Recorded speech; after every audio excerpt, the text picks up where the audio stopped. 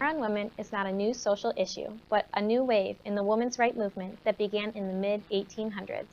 The landmark start of the first wave for women's rights was in 1848 at the Seneca Falls Convention organized by activists Lucretia Mott and Elizabeth Stanton, who advocated for the equality of women and opened up opportunities for women with a focus on suffrage. This wave seemed to fade out after women were granted the right to vote in 1920 by the 19th Amendment. The second wave of the cycle began in the 1960s and continued until the 90s. This wave was more intense, with sexuality and reproductive rights emerging as dominant issues. The third wave began in the mid-1990s and continues today. This wave consists of many issues, but there is not a total agreement on definitions and ideologies of them. This third wave is termed the War on Women. War on Women describes the legislative and rhetorical attacks on women and women's rights taking place across the nation. It includes a wide range of policy efforts designed to place restrictions on women's health care and erode protections for women and their families. This current wave of feminism will be analyzed in this video using Joel Best's natural history model of the social problems process. The first step of a successful social movement within the natural history model of the social problems process is claims making. Claims making is the process of bringing a troubling condition, such as reproductive rights, to the attention of others. Claims are made by activists such as NARAL, Pro-Choice America, President and activist Elise Hogue. Hogue is an expert in campaigns who has worked with a variety of nonprofit organizations that promote equality and was featured in Elle magazine's 10 Most Powerful Women in D.C. Hogue believes that women should have the option of choosing abortion. Although access to abortion is legal thanks to the 1973 Roe v. Wade case, a woman's right to it isn't a guarantee. Hogue also believes that every woman has the right to access and use birth control if she wishes to use it. Another activist and expert of women's reproductive rights is Cecile Richards, listed in Time's 2012 magazine 100 Most Influential People in the World, and the president of Planned Parenthood, which is a social movement organization. This social movement organization is the most well-known in the United States and claims that individuals have the fundamental right to manage their fertility. Both activists of NARAL Pro-Choice and Planned Parenthood claim that both women and men should have the education and access to information about abortion, birth control, the morning after pill, sexually transmitted infections, and other sexual health information. Media coverage of a social movement tends to alter how the social problem is constructed. Often, the way it works is that the media is presented with a primary claim from an activist or an expert and alters the message to a secondary claim that will gain public attention. This alteration usually consists of making a claim shorter, more dramatic, and less ideological than the original primary claim. The media prefers new, fresh information and likes to be able to plan their coverage. This clip is of the former Secretary of State Hillary Clinton answering a question involving the role of U.S. government supporting access to safe abortion, contraception, maternal health care, and education abroad with a vigorous defense of reproductive rights and family planning. That family planning is an important part of women's health, and reproductive health includes access to abortion that I believe should be safe, legal, and rare. I spent a lot of my time trying to bring down the rate of abortions, and it has been my experience that good family planning and good medical care brings down the rate of abortion. Keeping women and men in ignorance and denied the access to services actually increases the rate of abortion. During my time as First Lady, I helped to create the Campaign Against Teenage Pregnancy. And while we were working to provide good information, access to contraception, and decision-making that would enable young women to protect themselves and say no, the rate of teen pregnancy went down.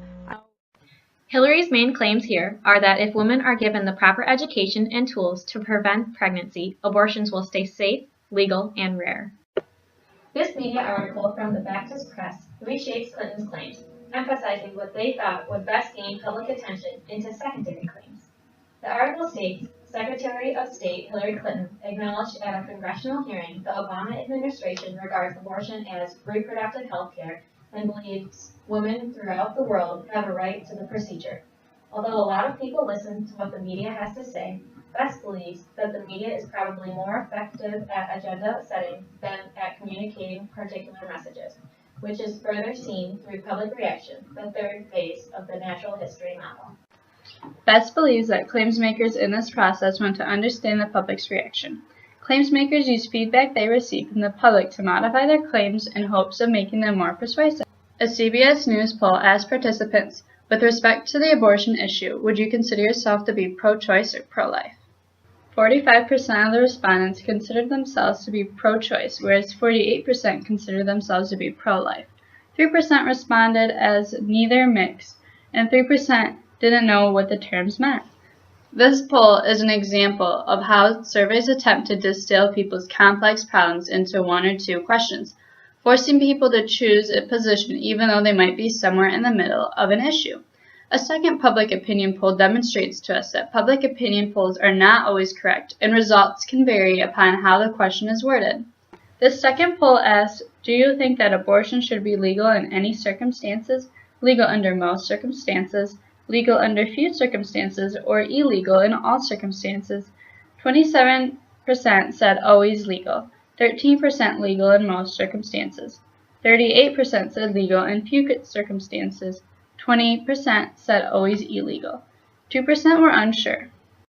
When given the option to choose somewhere in the middle, instead of identifying as pro-choice or pro-life, the statistics show that more than half of the respondents would consider themselves to be in the middle.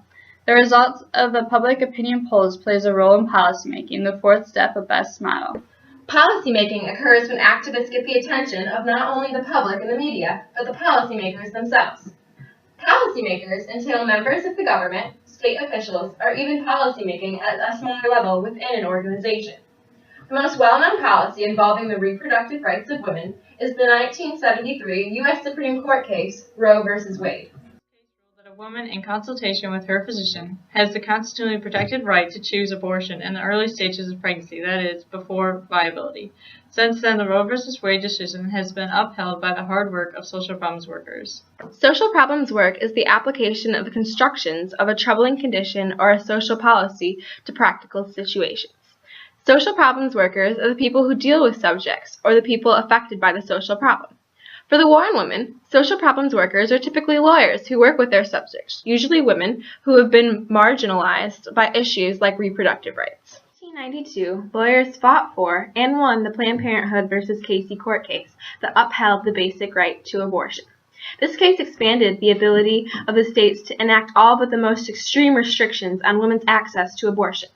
Social problems workers fight against the common restrictions that are working to get passed, such as parental notification or consent requirements for minors, limitations on public funding, and unnecessary and overbearing regulations on abortion facilities. Policy outcomes are the reactions to the way that social problems workers have implemented policies.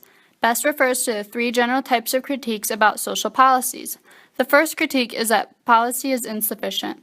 Many people that identify as pro-choice believe that policies surrounding abortion aren't doing enough to protect women and their right to abortion. The second critique BEST refers to is the policy being excessive. Pro-lifers may argue policy surrounding abortion goes too far. The third critique BEST refers to is that the policy is misguided. This means that policy is headed in the wrong direction. Both pro-choice and pro-life parties believe that policy for the opponent's group is misguided due to the ideological beliefs.